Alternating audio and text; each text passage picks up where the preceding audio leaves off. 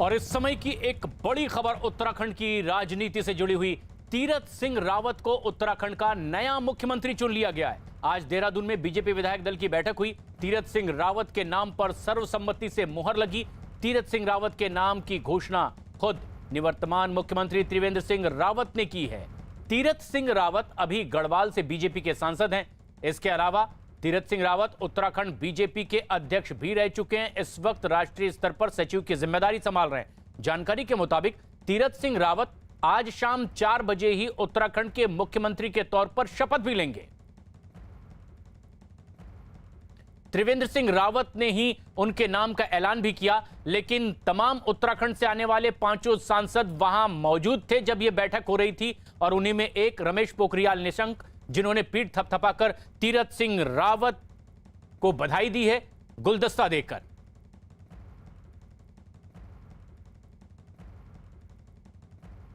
मैं नाम ले रहा हूं अपने गढ़वाल लोकसभा के सांसद तीरथ सिंह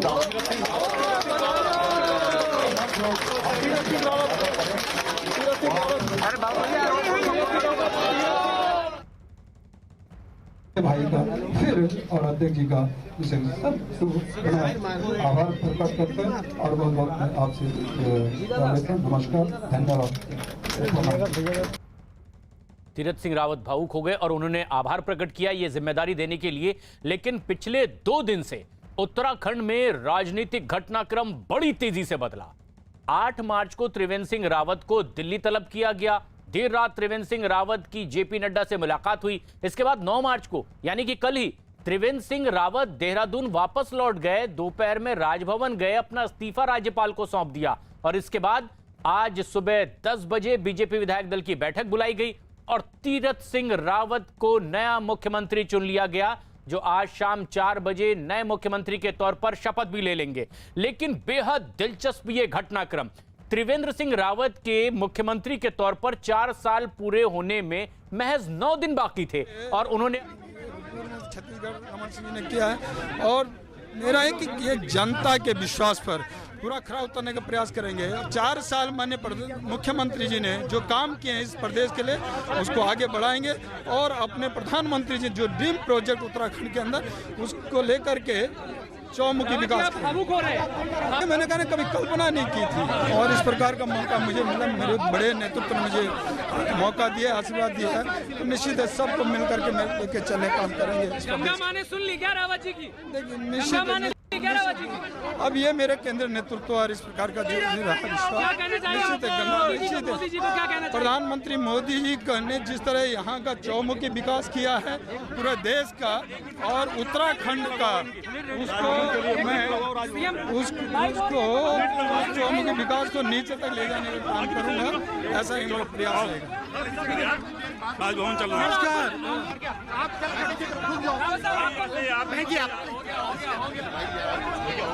तीरथ सिंह रावत भावुक हो गए अपनी बात रखते हुए, लेकिन इस तरह से उत्तराखंड में नया उत्तराधिकारी त्रिवेंद्र सिंह रावत के तीरथ सिंह रावत, जो कि बीजेपी के सांसद हैं गढ़वाल से, उनका नाम खुद त्रिवेंद्र सिंह रावत ने घोषित किया बैठक के बाद जिस नाम पर मुहर लगी थी। लेकिन ये एक बेहद अहम लम्हा भी। प्रियंका कांडपाल हमारी सहयोगी जो देहरादून में मौजूद हैं और दिल्ली में अमित पांडे। लेकिन जो सबसे खास बात वो ये प्रियंका कि इस नाम की चर्चा नहीं हो रही थी जिस नाम का ऐलान किया गया। किस तरह का क्षण था, क्या आप देख पाई?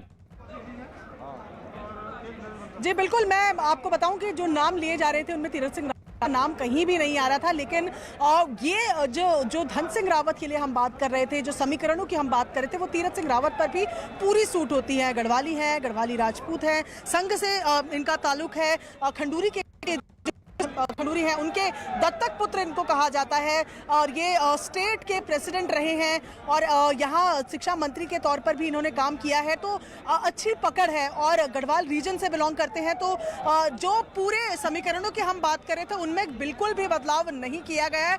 हालांकि 4 नामों में कहीं चर्चा भी नहीं थी तीरथ सिंह के नाम की, तो ये सरप्राइज जरूर हुआ जिस तरीके से तमाम सांसदों को आज आने के लिए कहा गया था।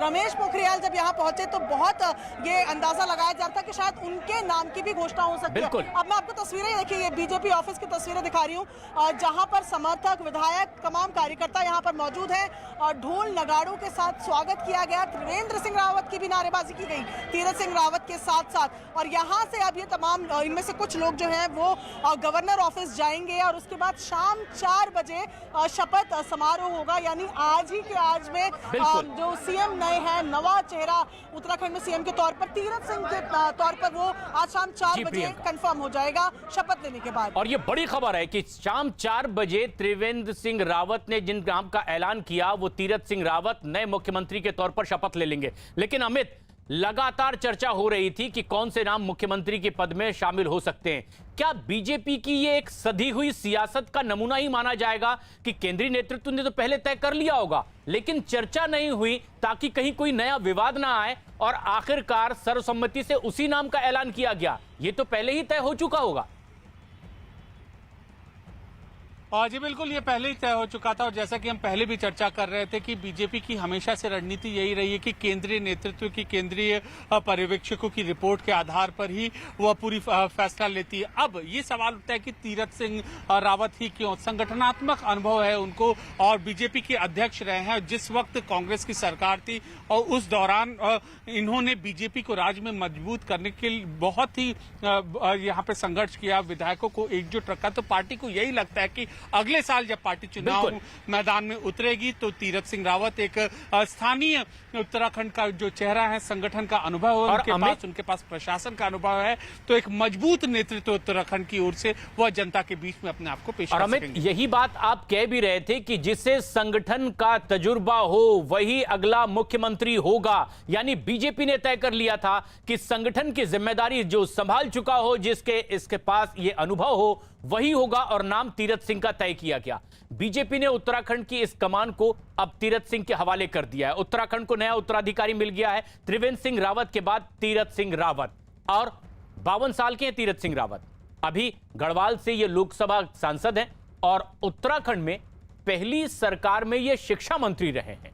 इसके अलावा तीरथ सिंह रावत उत्तराखंड बीजेपी के अध्यक्ष भी रह चुके हैं। इस समय राष्ट्रीय स्तर पर वो सचिव की जिम्मेदारी संभाल रहे हैं। तीरथ सिंह रावत ने 1983 से ही राष्ट्रीय स्वयंसेवक संघ यानी कि आरएसएस के प्रचारक के तौर पर जिम्मेदारी संभाली 1988 तक और प्रचारक के तौर पर काम करते रहे। यानी जो उनका मातृ संगठन कहलाता है राष्ट्रीय स्वयंसेवक संघ, वहां भी संगठन की जिम्मेदारी संभाली और फिर राजनीति में आने के बाद प्रदेश के अध्यक्ष भी बने।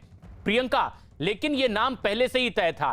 क्या अब देहरादून की फिजाओं में कि बीजेपी ने एक बार फिर यह दिखाया है कि किस तरह की सधी हुई राजनीति की जाती है? अगर विवाद हो तो महज 24 घंटे के भीतर ही कैसे इस्तीफे के बाद नया शपथ ग्रहण हो जाएगा और फिर ऑल इज वेल वाली एक तस्वीर आज शाम के बाद से फिर दिखाई देगी। क्या यही कोशिश और बीजेपी इसमें कामयाब हुई उत्तराखंड में? जी बिल्कुल, यही संदेश भी साफ तौर पर दिया गया कि जिस तरीके की स्थितियां बनी थी। कल 4 बजे त्रिवेंद्र सिंह रावत ने प्रेस कॉन्फ्रेंस करके बताया कि वो दे चुके हैं इस्तीफा। आज 4 बजे शपथ ले ली जाएगी। 24 घंटे का समय रहा है पूरा। और जहां तीरथ सिंह रावत की बात हो रही है तो इनकी इमेज जो है वो काफ़ी अच्छी है उत्तराखंड पॉलिटिक्स में। किसी तरीके की कोई मेजर कॉन्ट्रोवर्सी इनके नाम से कभी जुड़ी नहीं रही। क्लीन चेहरा है, एक ऐसा चेहरा जो चुनाव के टाइम पर मदद कर सकता है उत्तराखंड में बीजेपी को। एक ऐसा चेहरा जिसके साथ कोई कॉन्ट्रोवर्सी नहीं जुड़ी, जिसके आने से किसी में कोई विरोध ना हो। सांसद भले ही हैं लेकिन जमीनी तौर पर जुड़े रहे हैं, संगठन में काम किया है, बीजेपी के यहाँ पर स्टेट प्रेसिडेंट रहे हैं। तो ये तमाम चीजें हैं जो यहाँ पर उनके लिए फेवर में काम कर गई है। और अब जो नया चेहरा है, नए सीएम हैं, वो तीरथ सिंह रावत बन गए हैं। यहाँ आप देख रहे हैं कि ये जो स्टेट प्रेसिडेंट हैं बीजेपी के, यहाँ वो भी अब गाड़ी पर बैठकर गवर्नर के पास जा रहे हैं। पहले इत्तला की जाएगी, जो फॉर्मेलिटीज गवर्नर ऑफिस में करनी है वो की जाएगी और उसके बाद 4 बजे शपथ लेने के लिए तीरथ सिंह रावत पहुंचेंगे। गढ़वाल से ये ताल्लुक रखते हैं, सतपोली में इनकी जो पढ़ाई लिखाई प्रारंभिक हुई है। है, उसी इलाके से जुड़े हमेशा रहे हैं और स्टेट प्रेसिडेंट रहे हैं, तो कहीं ना कहीं तमाम विधायकों से, कार्यकर्ताओं से अच्छे रिश्ते हैं। एक ऐसी इमेज ही अभी उत्तराखंड के लिए बीजेपी को चाहिए थी जिस पर कोई विरोध ना जता पाए, कोई बाहरी ना कह पाए। तो रूट से जुड़े तीरथ सिंह रावत को ये मौका मिला और शुक्रिया किया उन्होंने त्रिवेंद्र सिंह रावत का जब उनको ये पदभार दिया गया और कहा साफ तौर पर कि वो उनके दिए हुए कामों को और आगे बढ़ाएंगे। तारीफ उन्होंने की और भावुक भी नजर आए। तो जाहिर तौर पर एक कार्यकर्ता के लिए ये भावुक कर देने वाला पल है जब राज्य का सबसे ऊंचा पद उसे दिया जाता है। जी प्रशांत, शायद 24 घंटे पहले भी ये नहीं वो जान रहे होंगे कि एक सांसद है वो, लेकिन इतनी बड़ी जिम्मेदारी उन्हें मिलने वाली है। महज 24 घंटे में कैसे ये पूरा घटनाक्रम बदला? अमित, जो सबसे अहम बात है, क्या बीजेपी अब इस पर फोकस कर रही है कि जो संगठन से जुड़े हुए लोग हैं, जहां जहां मौका मिले वहां उन्हें बड़ी जिम्मेदारी दी जाए? और खासतौर पर तीरथ सिंह रावत उनकी मातृ संगठन यानी बीजेपी की राष्ट्रीय स्वयंसेवक संघ में प्रचारक के तौर पर काम कर चुके हैं। क्या वो ये चाहते भी हैं कि बगैर किसी दाग वाले नेता को जिम्मेदारी दी जाए ताकि अगले विधानसभा चुनाव में उन्हें वो कोई बड़ी दिक्कत ना सामना करना पड़े? और क्या इसी रणनीति के तहत तीरथ सिंह को चुना भी गया है? जी, जैसा कि हमारी सहयोगी प्रियंका भी कह रही थी कि उनके पास हर तरीके का अनुभव है, चाहे प्रशासन का अनुभव है, चाहे संगठन का अनुभव है, चाहे प्रचारक का अनुभव है। अब अलग अलग तरीके के जो मुद्दे हैं वो उत्तराखंड की राजनीति में हावी है, जिस वजह से त्रिवेंद्र सिंह रावत को अपनी जो है कुर्सी वह गंवानी पड़ी। जैसे कि विधायकों का बराबर चिट्ठी लिखना बीजेपी राष्ट्रीय कार्यकारिणी को, बीजेपी राष्ट्रीय अध्यक्ष को। दूसरा, गैरसेन को कमिश्नरेट घोषित कर दिया था, जबकि कई विधायक ये चाहते थे कि इसको अगर ग्रीष्मकालीन राजधानी बनाने का प्रस्ताव है तो पहले इसको एक जिला घोषित किया जाए। तीसरा, और दूर दराज के जो बीजेपी के जो विधायक हैं वहां पर विकास के कार्यों का न हो पाना या फिर समुचित विकास की राशि न पहुंच पाना। तो इन तीन अहम मुद्दों को देखते हुए सोच समझकर केंद्रीय नेतृत्व का यह फैसला है और इनको ये उम्मीद है कि अगले साल जब विधानसभा चुनाव होंगे तो तीरथ सिंह रावत का यह अनुभव, यह चेहरा और यह फेस एक सशक्त चुनौती और एक बार फिर सत्ता रिपीट करने के लिए बीजेपी को और यही रणनीति बीजेपी की, अमित, जिसके तहत तीरथ सिंह रावत का नाम तय किया गया, उन्हें चुना गया है और यही पर्यवेक्षकों ने भी सूचना केंद्र में दी थी जाकर के। और बीजेपी ने जैसा चाहा कि ऐसा नाम जो निर्विवादित रहा हो ताकि चुनाव में कहीं कोई दिक्कत ना हो। बड़ा बहुमत मिला था पिछले चुनाव में बीजेपी को और जब नाम तीरथ सिंह का सामने आया, इसकी घोषणा हुई तो वो काफी भावुक नजर आए। लेकिन वो खुद ही भावुक नहीं हुए बल्कि उनके समर्थकों में भी जश्न का माहौल दिखाई दिया और बैठक के बाद जैसे ही वो बाहर निकले तुरंत उनके समर्थकों ने उन्हें अपने कंधे पर उठा लिया और तीरथ सिंह रावत जिंदाबाद के नारे भी यहां लगाए गए। प्रियंका कांडपाल हमारी सहयोगी लगातार हमारे साथ बनी हुई हैं। प्रियंका, हम तस्वीरों में भी देख रहे थे कि तीरथ सिंह को जैसे ही उनके नाम का ऐलान हुआ, बैठक से बाहर निकले, उनके समर्थकों ने उन्हें कंधे पर उठा लिया, लेकिन उनकी आंखें नम थी। क्या वजह वो इसकी बता पाए जब आपकी उनसे बातचीत हो रही थी?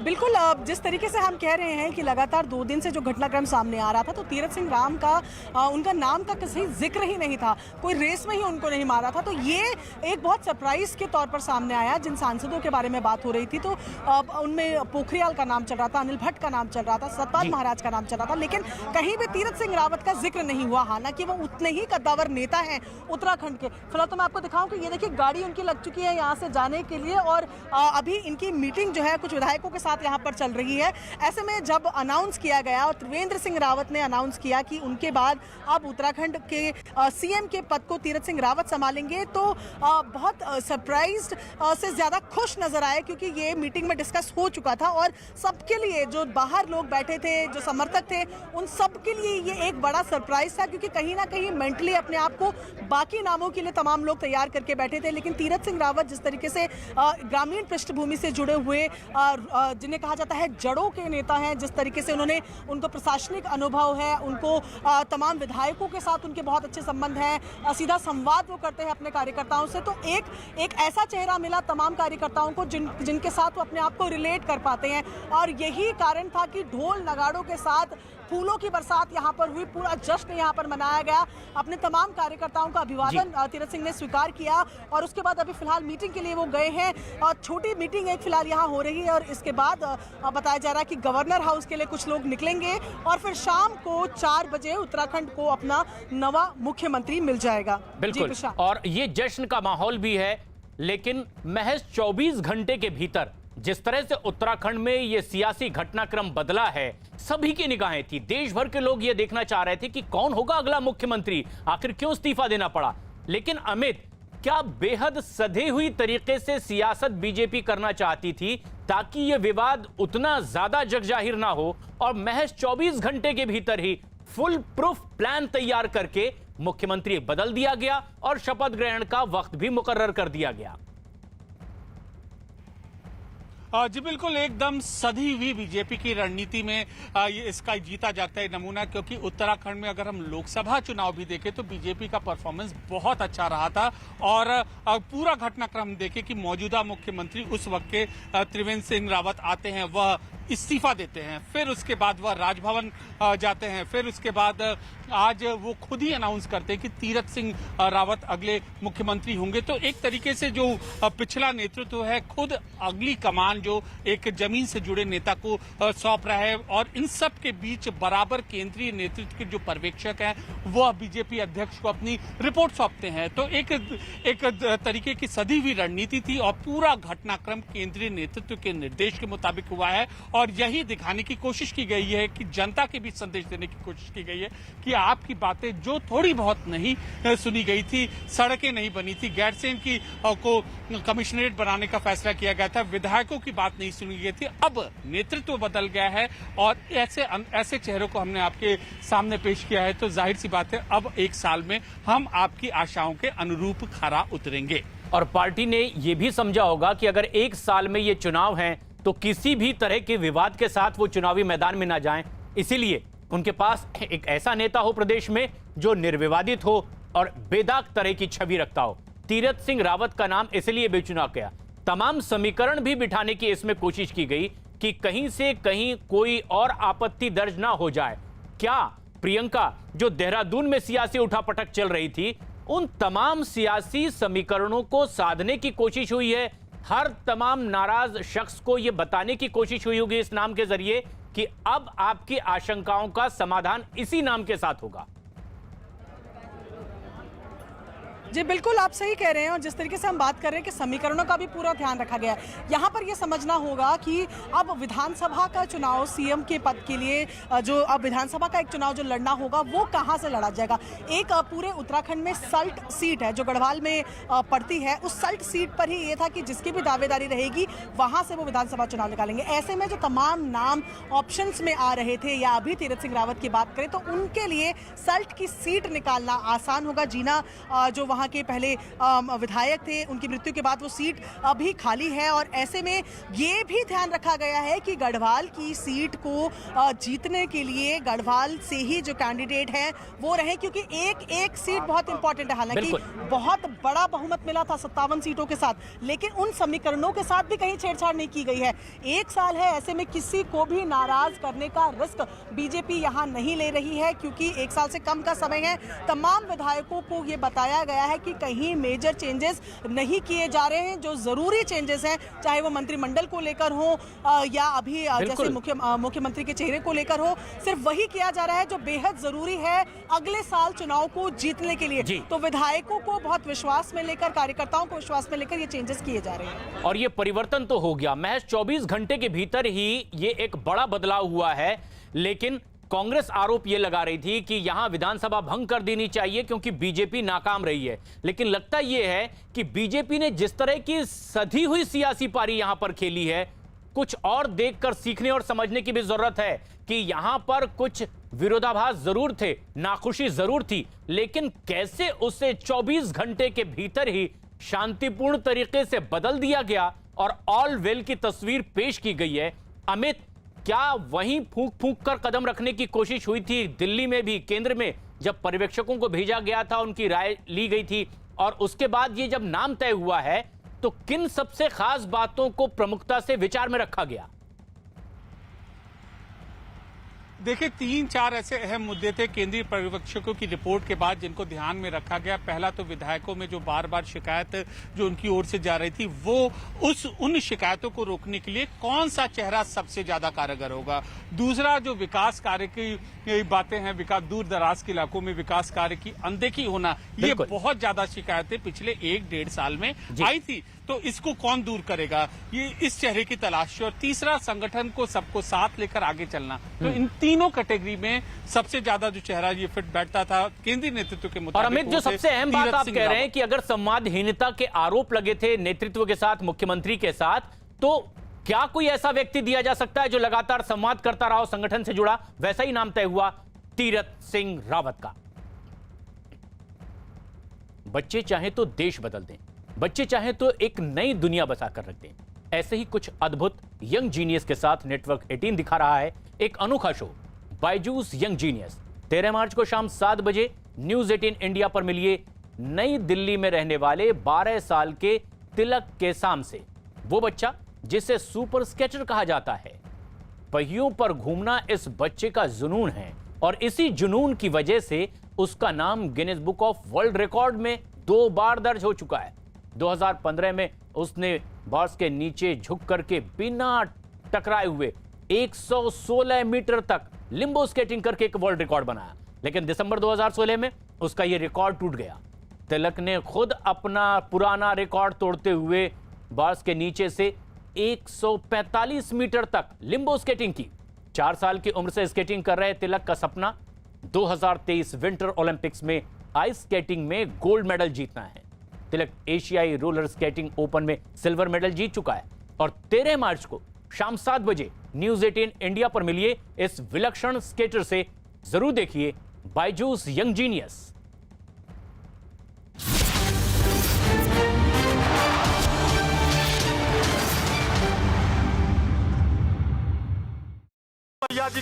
देखते